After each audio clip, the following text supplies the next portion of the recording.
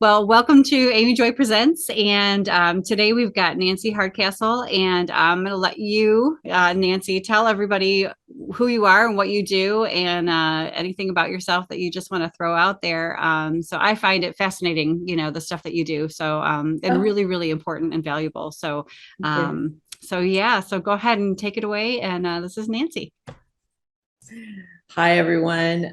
As Amy Joy said, my name is Nancy Hardcastle. I'm a public speaking coach. I work primarily, but not exclusively, with nonprofit leaders. And I help them create presentations that are so compelling that their audience can't wait to get involved. I really try to work with nonprofits that are working to alleviate the suffering of people.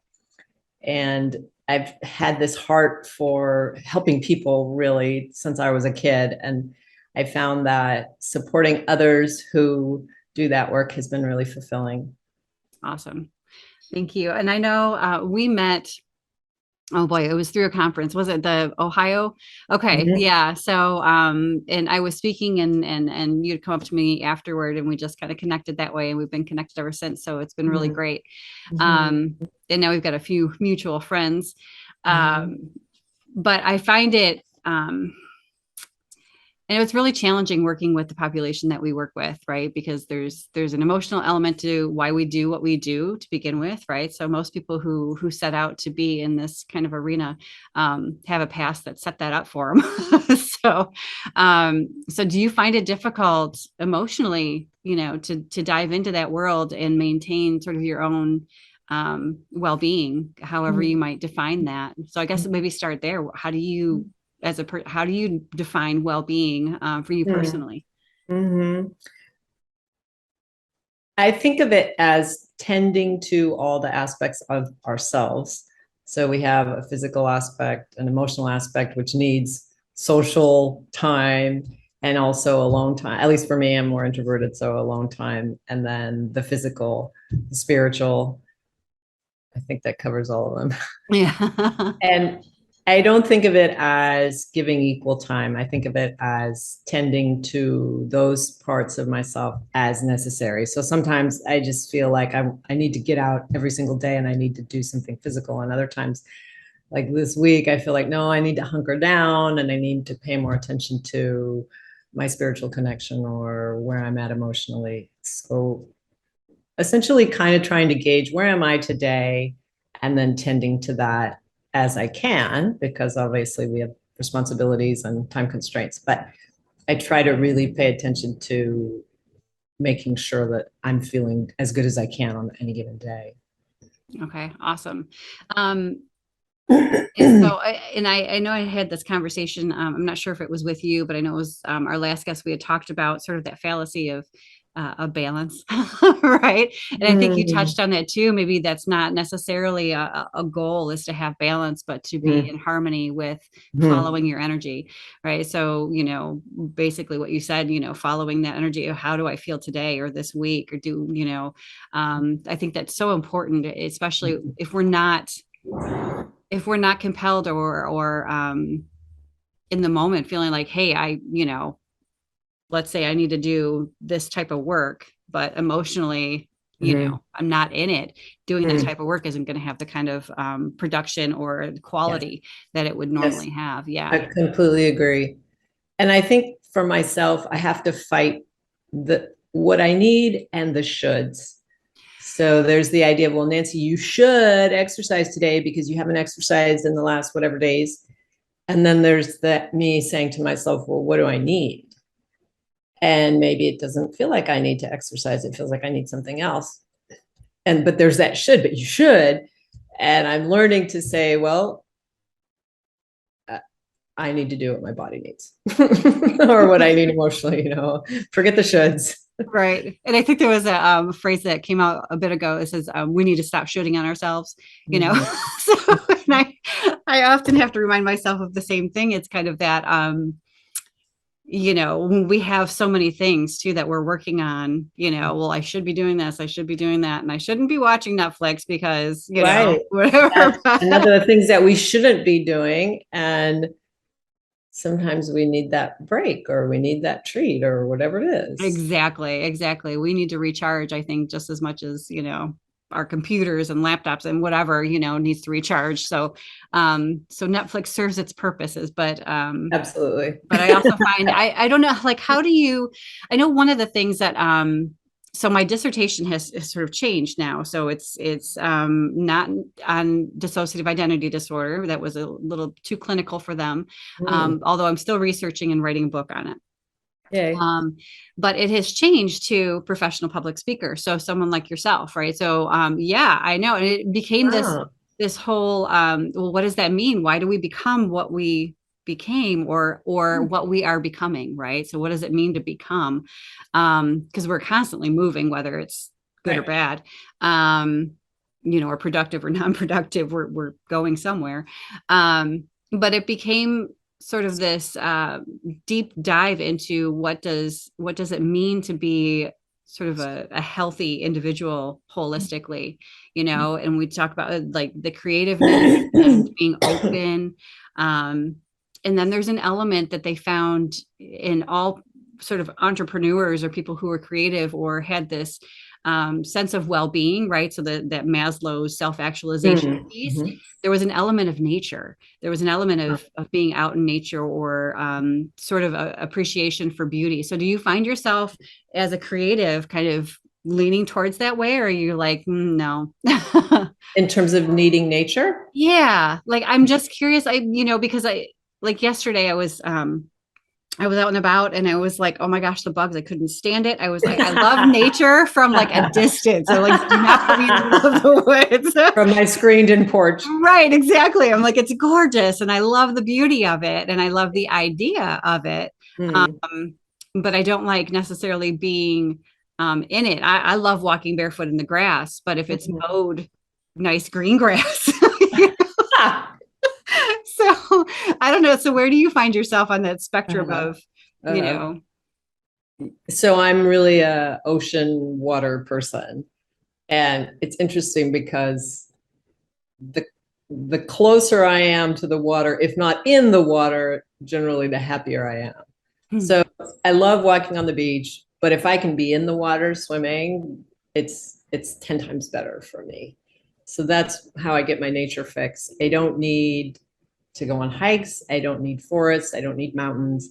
I just need the ocean. And just for some context, I moved to Puerto Vallarta, Mexico some years ago so that I could live very close to the beach and be happy. And I am so happy. When I arrived here, I just felt like I couldn't believe how at home I felt instantly.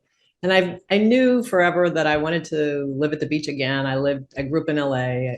I lived in Hawaii, and I knew that, but I didn't understand that it wasn't just a preference. It was really like my constitution needs that water. And so a lot of days after work, like it's summer now, so I can go at 7 o'clock or even 8 o'clock before the sun sets, and just to go and see the expanse of the horizon, it feels like it clears my mind. So I come home and I just feel rejuvenated and refreshed. And if the waves are small, I'll go swimming. I'll just be out there floating. It just feels heavenly to me. Oh, that sounds amazing. Yeah. Like I could see myself closer to a body of water than I think, probably the woods. Like you said, like the hiking and thing is just not I do love water. But smaller bodies of water. I've only been to the ocean a couple of times. Oh, wow. Yeah. And the one time a hurricane had just come through and it brought all the jellyfish and the sharks with it. No. It's like, y'all are crazy. That's so funny. It was insane. Somebody was talking to me about this, about aren't I afraid of things in the water? And I said, no, I'm really not. I mean, I've been stung by jellyfish before, and yeah, it really, really hurts, but like you get over it. Honestly, this is going to sound crazy, but I feel like I have good animal energy. Like I see dogs that look kind of scary and they don't come up to me. And then the lovingest dogs will just run up to me like they know me. And the same thing with cats. Cats will just come to me. And so I think, well, animals are animals. I mean, obviously they're different species, but I think they pick up on energy. And I don't know, I just feel like I'm going to carry that same energy when I'm in the ocean. Isn't that funny though? I was watching a bit of, Shark Week just sort of hit on television on Discovery Channel like a couple weeks ago, and they were talking about that. They were like, sharks can really tell when there is fear, when people are fearful in the water, when there's tension and Oh, anxiety. So I'm like, oh, interesting. yeah, so maybe that calmness really does. And I think I'm kind of the same way, but with land animals, yeah, And the but sharks stay away when they're attracted to fear? they can sense it. Yeah. So I'm not sure if it's something that that they automatically go after, but maybe Mhm. I didn't catch Mm. quite that part of it. But Okay. yeah. So, but they can sense when there's And you know what? This is disturbance so in the water. interesting because I just read they were talking about a lemon shark, which generally don't eat people, or maybe they never eat people.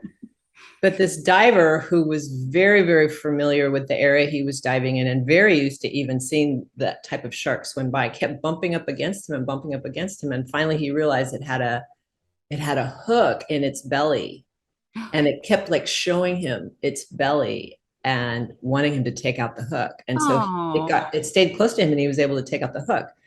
So it must have picked up that he was comfortable in the water, he was comfortable with sharks, which is wow. amazing. Yeah. Oh my word. I mean, I wouldn't want to test that out personally, but wow. Right. Yeah. No, nor would I. But I also read saw another video of a whale that essentially befriended this woman who also was super comfortable in the water. She was out there all the time, and it remembered her, like it went away and it came back months later and it remembered her. And she got in the water with it and it let her ride on its fin. A My whale. word. I know, I know. Wow.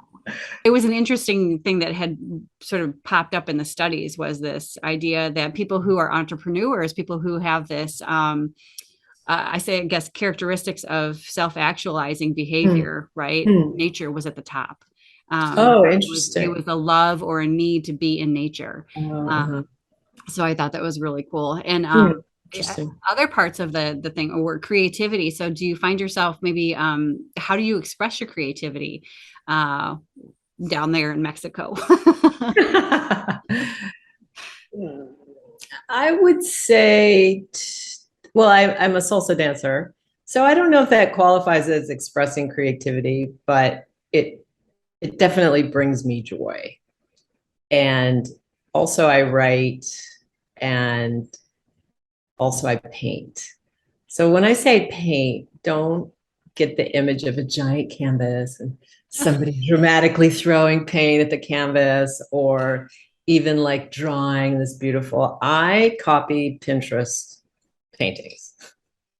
It works. But there's still, there's still the element of, well, I have to look at that and somehow figure out how to get it on my size canvas. And then almost always I don't like the colors that I'm seeing, or I don't want to use those colors. So then I have to figure out, okay, how can I translate that into colors that I prefer? And then once I get my form of it on the canvas, okay, how can I make it look good?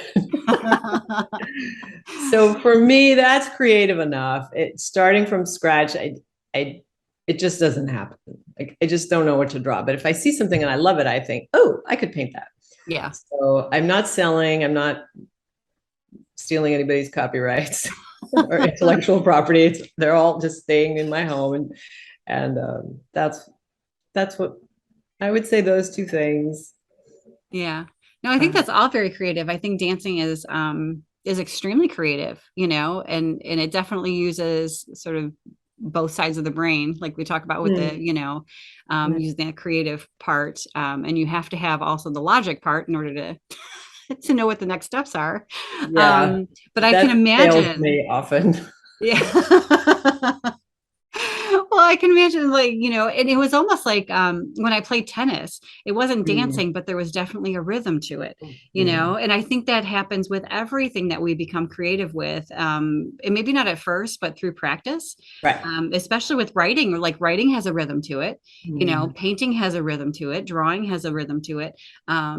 So I think that's really important, I think, to have that piece in our lives. And it's I think what for me helps me kind of like, oh my gosh, I can sort of reach for the sky, right? And then the logic piece comes in and it's like, hang on a minute.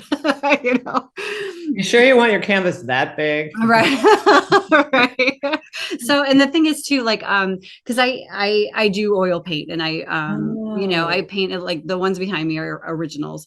But it wasn't through, it was through, I started copying stuff, right? So, but it's a matter of practice and study, and practice and study. Mhm, um and you finally get to a point where you understand colors and how they worked together on mhm, a canvas, and mhm, how if you back up 3 feet, it's going to look different than if you've got your eyeballs mhm. right on it, right? Right. So yeah, so and it's the same thing with writing, I think, is we start out kind of novice, and there's sort of that saying, we always have shitty first drafts, right? So it's through the element of practice and editing and things like that. But I Mhm, think that creative piece is super important. mhm. So I'm glad you've got that in. I knew you would, because I've known you for a while, but Yeah. but it's always good to know. And I think the purpose really of this podcast is to let people know that these things are possible, right? So Oh, we've got a yeah. lot of people out there who want to do what you and I do, Mhm. and they don't know how, or they don't know, or not even necessarily like the business end of the process, but what sort of things should be incorporated in their lives, and they should feel guilt free about Oh, having those things, you right. know, like Mhm. if I write for 6 hours today, then, am I going to feel guilty at the end of the day that I didn't do all Right. my cold calling? Right. Uh-huh. So, yeah, but I think people need to know that it's possible, Sure. and to stop waiting for permission. For sure. Yeah. But like, really, how would you identify yourself then, as sort of a person in your profession, or Hmm. um, even in the broader sense of society? Like, Hmm. what does that look like for you? Do you define it? I mean, is that something that needs to be defined? I don't know. Mhm. Sure, I would say that I define it in, multiple ways, the ways that you would expect. So I already talked a little bit about my work. And if I talk about me personally, one of the things that is pretty much at the forefront is that I survived a lot of serious abuse as a child, and how all of that plays out for better or worse. And also, I would say in the last, I don't know, 5 to 10 years, really seeing how the process of healing has created qualities in me that I can then offer to my friends, my clients. I've learned to be really compassionate with myself, which helps me to be compassionate with others, patient, giving grace. I don't feel guilty about how I spend my time anymore. I still have the shoulds, but I think when I'm able to get rid of that, I don't need to be shooting myself. I Right. realize, why would I feel guilty for doing what I need to do to take care of myself? And I think that uh, at least American society, I'm still American, even though I live in Mexico. I still grew up in that culture, and I still consume, right, a lot of things coming from American culture. Is this idea of, you need to live a certain way, you need to be a certain way, and if you want to succeed, so especially as an entrepreneur, Gary V, I don't know if you know who he is, but he's this huge famous entrepreneur coach type of other entrepreneurs, and he says things like, you need to do your 8 hours and then take a break and eat dinner and then do another 5 hours, and you just keep doing that until you reach success. And I feel like now there's this movement of rejecting that overworking. I think they call it hustle culture. I didn't even know what, like, I heard somebody say it's hustle, and I was like, what's hustle? I mean, that's how far away I am. I don't even care anymore in a sense. But at the same time, just listening to people talk, I'm aware of this pressure to perform and to work a certain number of hours. And that's, like, I just read recently that EDs, so executive directors of nonprofits, are still wearing this badge of stress as a badge of honor. Like, oh my gosh, I'm so stressed out. I've done blah, blah, blah all day long, or I haven't taken a break or whatever. And I just don't see the world that way any longer. And I've made these conscious choices to opt out of that lifestyle. So back to how I identify myself is I really do identify myself as somebody who has opted out of traditional American culture. Not only did I leave, but even when I was there, I was opting out. We were not remodeling our house every 5 or 10 years. This was when I was married. I homeschooled my kids. I had my children at home, which was, people thought I was absolutely crazy. I opted out in a lot of ways. And I feel like that's really served me because it's allowed me to stay true to my own values. So my values were and continue to be, I would say they're maybe more clarified now, are minimalism. I don't need a lot of stuff. I live really simply. I don't even own a car. I can use public transportation. I don't need a car where I live. If I want to go somewhere far, I can hire an Uber. Another value is creating a lifestyle that allows me to do what feeds me. And so that's why I moved to the beach, because I knew that's going to feed me. That's going to help me heal. So after my divorce, I really needed a lot of healing. And then just, from the years of abuse and the trauma, I was like, oh, I still need more healing. And I knew that if I was living at the beach, I could heal much better. I think I just somehow knew that intuitively. Yeah. But it's expensive to live at the beach, which is one reason why I didn't go back to the US. But even here in Mexico, the more beautiful beach towns are obviously more expensive. And so I decided, what, I want to live close to the beach. I do live in a relatively more expensive neighborhood, but I live so simply. My apartment is not fancy. It's super basic, but it's enough for me. It's a small apartment too, but it's enough for me for what I need. And that's a really big value for me, is to be able to walk to the beach when I want to walk to the beach. And I have enough. So that's maybe another value, is not thinking that I have to accumulate not just stuff, but even money. Yeah. I have enough, and learning to be content. So that's another value, is gratitude. That's maybe, I sometimes have said gratitude is my religion, because I feel like if I can come to my life every day with gratitude, it changes everything. It helps me be happy for not just what I have, but it helps me be happy for everybody that steps into my life. It helps me be happy for my work. And when I wake up and I'm like in a funky mood, I write my gratitude list, and I don't stop until I feel better, because I have experience knowing that if I just keep being grateful, eventually it's going to shift my mood. And it always does. And when I first realized that, I was shocked. I was like, oh my gosh, this is like magic. This is like antidepressants for free. Without all the bad side effects. Like, seriously, I did not realize how powerful just sitting and making a gratitude list is. And so this year, I don't think I've missed one day. That's like my routine, my coffee and my journal and my gratitude list every single morning. And so that's another thing that I've built into my life, and I'm able to do it because I don't have to work. I don't have to just hit the ground running at 7 a.m. and work till 7 p.m. or 8 p.m. or 9 p.m., whatever people are doing. Mm. And I think for some people, they would say, well, like, I couldn't live without a dishwasher. It's like, okay, I choose to live without a dishwasher and have time to journal in the morning. Mm-hmm. Or I couldn't live without a car. Okay, I choose to live without a car and have this lifestyle that I prefer. Right. So I think it comes down to these hard choices. And I think people think they need all this stuff that they don't really need, but they've never lived without it, so they think they need it. Yeah.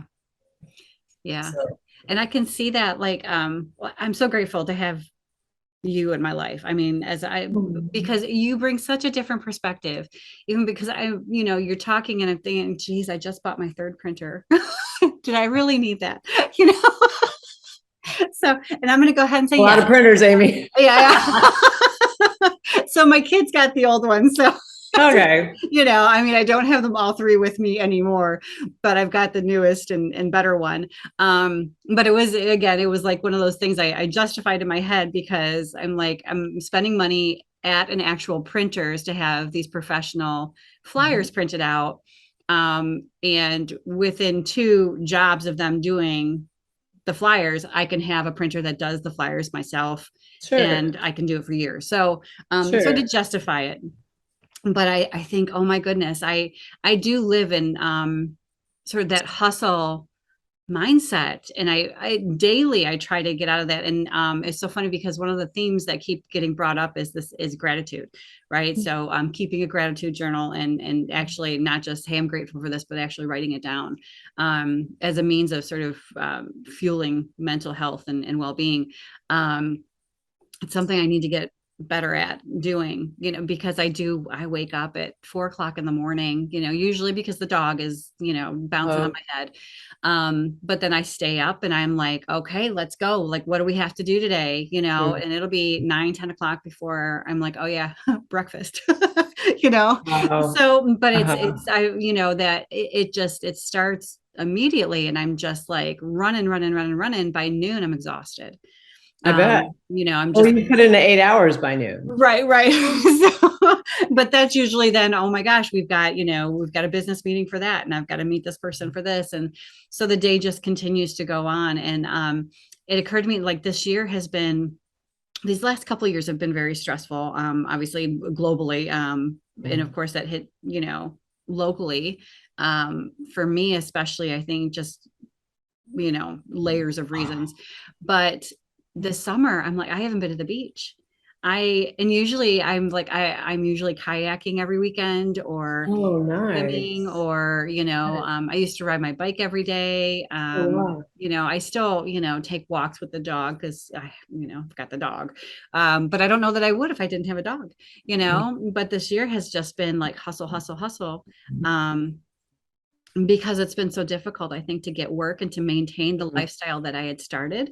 So just to keep up with, all the things in the home and the car and the bills, it has been sort of this hustle mentality and activity. So but listening to you, I'm like, oh my gosh, I really need to scale that down. I really need to temper a lot of what's going on mentally, because Oh. it's at some point it's going to rear its ugly head, and I'll be burnt out at something. So yeah. I would say part of why I think it works for me is is the spiritual element, because there may be people saying, well, if you're just working when you feel like it, or you're just not doing this, or how do you make any money? How do you get anything done? And so I'm thinking, one, I have this mantra, and that is things happen easily. And I just choose to believe that if I am doing what I need to do for myself and I'm in flow, so there's my spiritual element, and I'm in the flow, things are going to flow. And I know we've all had the experience where we think something's going to take 4 hours and it takes two, Mm-hmm. because it just flowed. Like, especially you're a writer and I am too. And so I know sometimes I think, oh man, I don't have an idea. This is going to take a long time. I have to write this article. And then all of a sudden it's like, oh my gosh, I'm 3/4 of the way through this article. Like, how did that happen? Where did all these ideas come? It's so great. And I have found that if I am connected spiritually, and I feel like I'm paying attention and I'm listening to myself. And for me, there's not a big disconnection in my spiritual beliefs. It's not like God out there or spirit out there, and then there's Right. me. It's kind of all this soupy Yeah. spiritual We're soup that enmeshed. I'm Yeah. swimming in, and I just am trying to stay in that flow and listen to my gut. So for me, listening to my gut is like listening to God, Mm-hmm. and then doing what it says, which is sometimes pretty challenging, because it comes back to this thing of, no, but I should do this and I should do that. And then I think, well, what do I feel like I should do right now? Well, and sometimes it is like, I feel like I should write this article instead of call that person. Like, okay, I feel like writing. Okay. Sometimes I feel like I need to rest. Mhm. and that's the one that's so challenging. But then I also think, okay, if I'm resting now, I'm going to trust that when I get to work, the work's going to flow. And it actually happened yesterday. I was worrying about not having new clients from an attempt that I thought would get me new clients. And then yesterday I got two. Oh, And sweet. we had like the best conversations. So beyond, like I got off the well, there was two of them, not back to back, but they had a little break in between. And so I got off the second one and I was walking around my apartment, kind of in shock. Like, wow, it was so easy. And also it was so pleasant. Like these women just trusted me immediately and were laying everything out. This is what I need. This is my concerns. These are my challenges. I felt so honored Yeah. that they would just trust me so easily. One of them I already knew, the other one I had never met before. And I thought to myself, see, Nancy, see Sweet. how easy it can be. All right. Oh my goodness. It's not easy to, I would say, I don't want to say it's not easy, but I would say if you're not used to living in that kind of trust, though, learning to trust that is challenging. Yes. Yeah, I would absolutely agree with you there. I think that's the hardest part is probably letting go of the idea that if we don't make it happen, that it's not going to happen, you know? Like, Absolutely. I mean, it's like, everything in our culture tells us that, right? yeah, yeah, work hard, pull yourself up by your bootstraps and, just hustle, hustle, hustle, and you'll Mm, have it all. mm. But I'm wondering along the way, how many people has that broken, and we don't hear about those stories, Right, we hear right. about the successes and the things like that. But I think, it's so important to trust intuitively, right? I was talking to a friend of mine, Sarah, last week, about that tacit knowing, and I think you had already mentioned it, sort of that knowing that I know, but I don't know how I know it, right? So that intuitive knowing it, and it's something I think so many of us have lost throughout Mm, our evolution, mm, mhm. because we've just relied on other things to sort of take care of it or tell us how to do things or why to do things. Mhm. And we're more, I think, globally connected with one another now than we've ever been in history. So now we have Absolutely. how many billions of voices coming at us at once, Right. Right. Mhm. where it used to be we had a tribe, right? We Mm. had a small collection of people that we trusted, and that's where we derived our information and our learning and understanding. And I think we've gotten away from that quite a bit. I've got one or two close friends, which is fine. I think that's typical. And then a lot of acquaintances, a lot of business colleagues, a lot of, that kind of thing. But if we allow too much of that, I think to creep in, or too many voices to tell us what we should be doing or shouldn't be doing, or how it's done or how it's not done, then we just end up spinning our wheels and spending time doing things that are completely unproductive. So Mm. And I can't tell you how many times I've thought, I'm supposed to do X. And I think, why am I supposed to do that? right. I have no logical explanation, but I have a history of realizing that when I follow my God, I have success. So I go, okay, Yeah. I'll do that. And sometimes it becomes really clear really quickly why I was supposed to do that. And sometimes I don't know why. Yep. Just, oh, well. Yeah. Maybe, evaluating where you're at fairly consistently, or do you like, just be like, nope, this is where I'm at, this is where I'm headed, and we're just gonna go, Mhm. you know. And evaluate in terms of my business? Yeah, yeah. Yeah, I would say constantly, probably. Okay. because I was afraid of the because answer for a minute. I was like, oh God, she's perfect. Okay. So no, no, no, no, no. And I would say this is a real weakness. I don't know if it's a weakness, but it's for sure a challenge for me is that I have a really hard time celebrating whatever win that I just had, and I'm already on to the next thing that I want to do. yeah. And I have a accountability partner. So for our businesses, and we've been meeting with each other probably almost 6 years now, once a week. Wow. And we talk about, here's what's going on in the business. By now we're like so close, good friends. We talk about it all, not just the business, but she's always reminding me, Nancy, that was huge what you did. You need to celebrate. And I have another friend that wanted me to celebrate just finishing my business coaching course. And I was like, you know, I think I said something like, I'll celebrate when I get clients from that course, which is in the works right now. I'm in negotiations with a couple people, which is awesome. But I I would say I don't feel like a success yet, in the sense, really just financially, in terms of my testimonials and my word of mouth. That's great. Like my clients are always happy with what I help them to do. I love working with them. They always give me great testimonials. I think I'm doing a good job. And I'm getting better as I go. Doing the business coaching was really helpful. So the focus was on the business end of it, like sales, really, because I had no clue how to do sales. But in the process, I learned so much from this woman about just having conversations with people. And I think I tended to not want to ask certain questions because it felt too personal. And she would say, just be curious and get consent. Those were like these two things that she just kept hammering away at us, hammering very gently.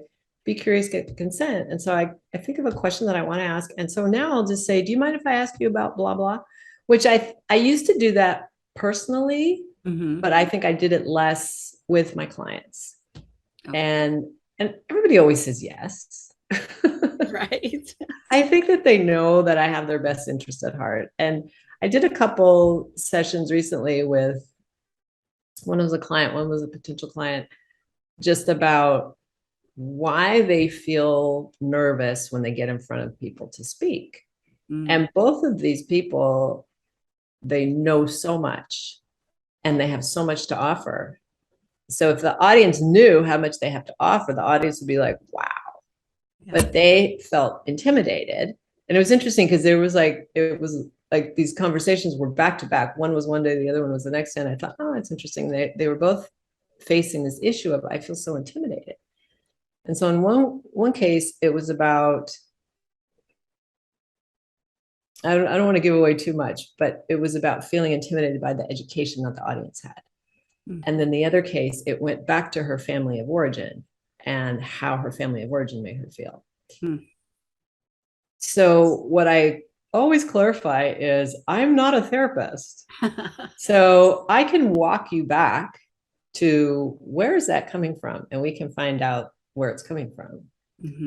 But so for example, in the case of the woman with the family of origin issue, but I can't help you solve that issue, right? You need to take that to your therapist and think about and maybe forgive people or reframe it, whatever you need to do to resolve that.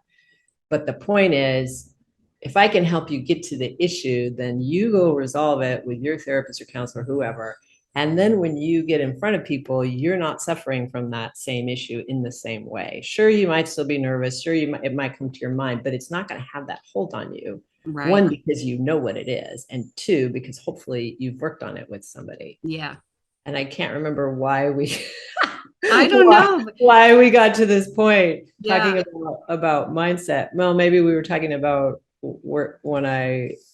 evaluating. Yeah. Okay, so we were talking about, do I evaluate? So that's one of the things that I know that I'm good at. And a large part of it, I alluded to this at the beginning, was because I have done so much work on myself. That very thing, just like, okay, I feel anxious. What do you feel anxious about? And go down that road of like, oh, it's that again, or oh, that's something new. I didn't realize that. Yeah. And for me now, it's just I just see it as a process. I see it as everybody can do this. You may not have learned how to do this for yourself yet. You may be afraid of doing it because it's generally painful.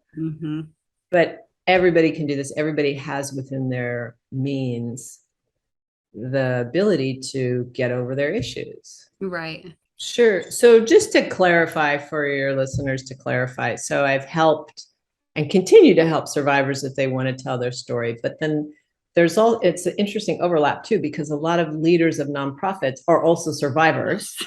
Yeah. So then I'm familiar with where those two kind of merge. And then there's leaders of nonprofits who are not survivors, but they're working with survivors, or they're working with people who, so in this case, we're talking about trafficking survivors, but they may be working with like prisoners as a population of one of my clients that she's working with. So, but generally they all understand trauma. Either they've been through it or they understand it very well. Mm-hmm. So back to specifically, why is it important for a survivor to be able to tell their story? So there's different reasons. I think for some people, it's very empowering to be able to articulate and see that people get it, see that the light bulbs go on, and now they feel seen and understood, and a lot of times validated. So that's huge. And it's difficult often to, when it's your experience, to know how to articulate it in a way that your audience is going to get it. So that's one thing that I support, equip speakers to do, survivors to do. I think another reason is, for better or worse, it's a way for survivors to earn money. Mm-hmm. Now, that is assuming they're being paid. Right. Which they should be. They absolutely should be. And so if somebody comes to me and they want help speaking, I tell them, you need a speaker agreement, you need to be charging. And I think we had this conversation too before. Yeah. And if you're a nonprofit listening to me and you're working with survivors, please pay them. Their time is valuable. They have to eat and take care of their children and pay their bills. Yeah. And if they didn't have something that wasn't valuable to you, you would not be asking them to speak. So I consider it an exchange, meaning you are giving them money and they're giving you and their audience, or your audience, expertise and information that is not necessarily easy to come by, because everybody has a unique story. Mm-hmm. So make that exchange a fair one. Yeah, absolutely. Great point. And I know that was something I really struggled with because when I started speaking, I was the director of a nonprofit. So I wasn't getting paid for telling my story.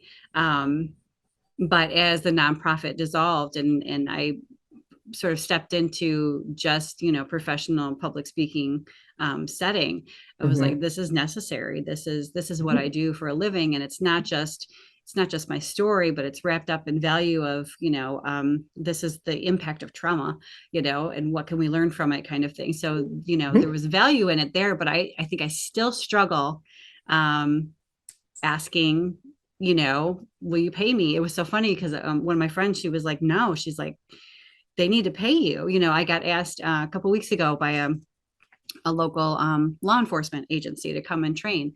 And I was like, yeah, absolutely. And she's like, are they paying you? And I'm like, I don't know,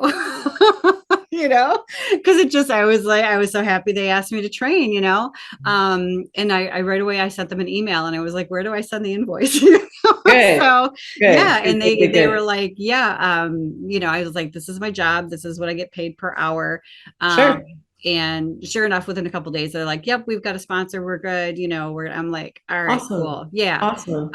But I think it's very difficult when you don't come from that background of business.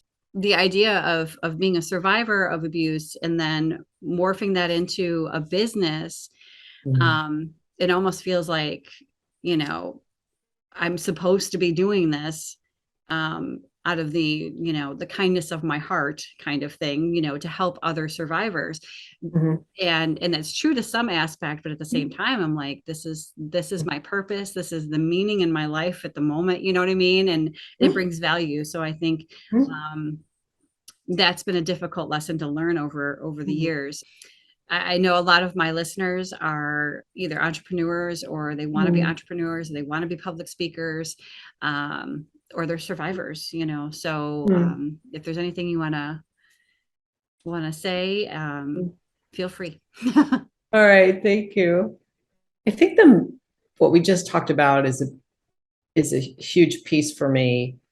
And I think that if you choose to tell your story, you're already doing that out of the kindness of your heart, Hmm. because survivors don't owe their story to anybody. Yeah. And there's also a myth, or I don't know if it's a myth, maybe it's just a fallacy that, oh, well, if I can just, I'm getting re-traumatized every time I tell my story, but if I could just help one survivor. And I say, no, because now you are the perpetrator re-traumatizing yourself. Please don't do that. Like, if it hurts you to tell your story, the only person you probably should be telling it to is your therapist, Yeah. counselor, whoever you have that's your support person. Mm-hmm. We do not want anybody to keep being traumatized and hurt. And it sounds so noble. And I get it. It sounds so noble to say, well, I could just help one person. But you know what? You could help thousands if you were strong and healed. Right. And continuing to re-traumatize yourself is just going to drive you into the ground. Yes. And after a while, you will just be so re-traumatized that you can't get up on stage anymore. Yeah. And that's a shame. And it's not just a shame because you can't get up on stage. It's a shame because you have value and we want you to be healed. Yeah. And we want you to feel good and healthy, whatever you do. Like, if you never tell your story again, you don't owe your story to anybody. Yeah. What you owe is to yourself, to do what you can to heal. And there's lots of people who want to support you in that. Yeah. So if somebody is asking you to tell your story, and let's say that you're ready, but they don't want to compensate you, that means they're not valuing you and your time. Right. I actually did a survey with a colleague of mine about survivors getting re-exploited when they tell their story. And this is one of the things, is they don't get paid. Yeah. Yeah. Well, thank you so much for hopping on today. I really appreciate it. Absolutely. So, is there anything else before we close out, or are you heading to the beach? Sure. I'm a little jealous already. Am I heading to the beach? Yeah. No, not today. I think I will say, just want to encourage people who are wanting to change their lifestyle to not get overwhelmed by a big story of what that entails, and look for small steps, and just start taking some small steps and seeing how it goes. I think it's easy to that overwhelm of like, oh my gosh, but then I have to do this and I this, or for example, comparing yourself to me and saying, but I could never move to Mexico. And that's not what we're talking about. We're just saying, what can you do to little by little create a lifestyle that you feel really happy with as an entrepreneur? I mean, in your business, but also personally, and how can you take bites, take little steps to move towards that? Yeah. Yeah. And I think you're right. And I think it's something just, we're very time limited on this earth. And I think it sucks to spend all of that time hustling. So yeah. Wow. So that's what I'm going to take away from today. A little less hustle, a little more beach. Yeah. There you go. There you go. A little more bike riding. Right. Yes. Find those things that I enjoy, oil painting, whatever it might be, and get back to writing and doing really those things that I know my energy is going to take me. So yeah, but right. Yeah. Well, great talking to you. Thank you so much. All right. Well, I'll see you around, but thank you so much for joining. Sure. All right. Bye. Bye.